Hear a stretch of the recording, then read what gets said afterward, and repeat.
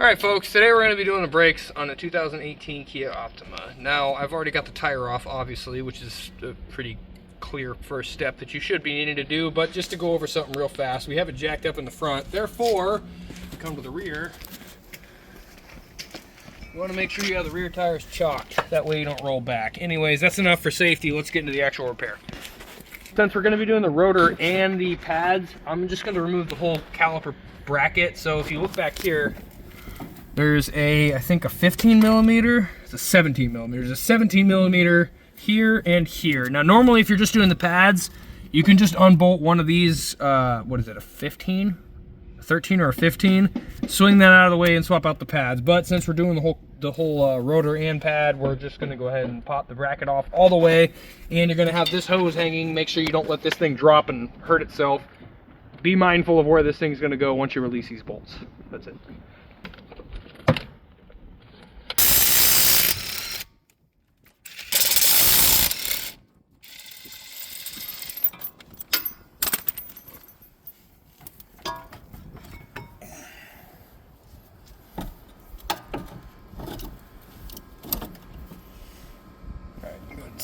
Every vehicle is a little bit different. Some of them have the set screw, some of them don't. In this case, you got two set screws.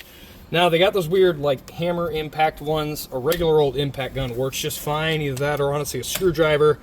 If you have a wrench, most of the screwdrivers have a like little cutout for you to put a wrench on. But impact driver of any sort will do the trick. And then you want a number 3 Phillips, I think. Like the number 3 flat or whatever. I'm not 100% sure what this bit's called. It looks like this. It's a big old thick Phillips. It's a number 3. I don't know if it's like a special number 3, but it's rated as a number 3. So comes right out, and off comes your rotor. Negotiation tactics are half the battle, you know. See, come off easily that way. Okay, so to line the rotor up, you see that this hole is to the left of this stud. So I'm just gonna find the brake hole that has a screw hole to the left of the stud. That's gonna make it a lot easier to line up. Just kind of slight bit of planning is gonna make this way. That way your rotor's not going anywhere. Looks like we got some organic car queers lube here. So closing down on the West Coast, which is some horse crap. It's like, what, we're not cool enough for you? You can't stick around here for a little longer? I mean, I'm happy about the 90% off. What'd you, like, $400 worth of parts for 80 bucks here? Yep. Anyways, gonna go ahead and put lube on all the surfaces that are being rubbed against. That way everything slides smoothly. You don't get that awful squeak every time. I also just like to rub all the excess on the back because it really just needs a tiny surface level amount to work.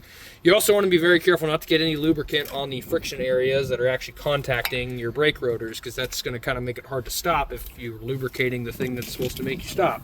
There's this little spring here that keeps the tension pushing out, because your calipers are going to squeeze, but you need something to retract that afterwards once you're done stopping, so that way it's not rubbing on your rotors the whole time. That's this little spring. Now, there's these little holes on the ends of the calipers in this particular model. This is how they do it. Some of them are different. Some of them have the holes on the outside. There's always a spring, though. Almost always there's a spring, so just make sure you hook that back. Pain in the butt here, but... pain in the butt. Anyways... Funny guy. Okay. So a little more of the same on this other side. You got an inside pad, you got an outside pad. Woo, it's cold. Anyways, you want to make sure you thoroughly lube both pads. That way you don't get a bunch of screeching, hollering, autistic cat kind of jazz stuff going on. Okay, so now we got outside in. Isn't that a funny thing to say? We got the outside in. But do we have the inside out? Just one more squeeze, just to make double sure. And squeeze them. See how that's kind of going a little bit further? Like I said, I think I got them already far enough, but it doesn't hurt to be extra safe, you know? There we go.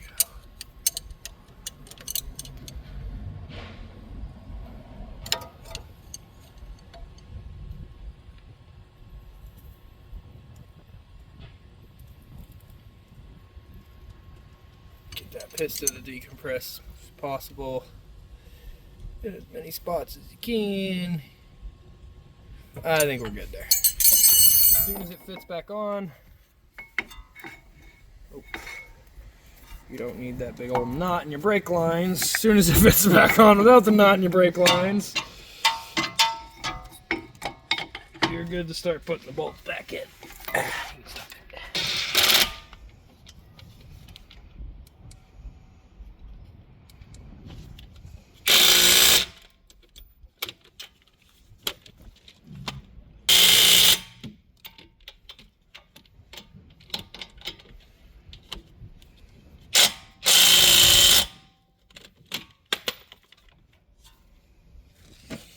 Then you just want to get your lug nuts on, finger tight at first, just to where you got like 2 or 3 threads bitten in.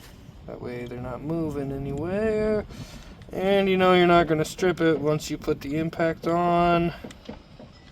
So 5 lugs are easy. It's just going to be like you're drawing a star on paper. You're going to go bottom,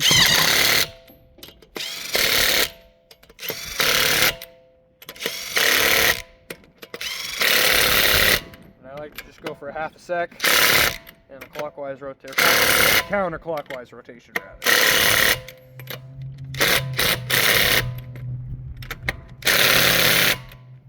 All good. All right, unfortunately I didn't really get a video of the finished testing and everything for that Kia, but basically that's how you do a brake job on a Kia. It's very similar for most vehicles, at least the front brakes, pads, and rotor. Anyways, I hope you guys found this video useful or helpful in some capacity, and if you did enjoy the content, please consider leaving a like and subscribing to the channel, because I do stuff like this pretty frequently. So yeah, other than that, I hope you guys have a wonderful rest of your day, and God bless.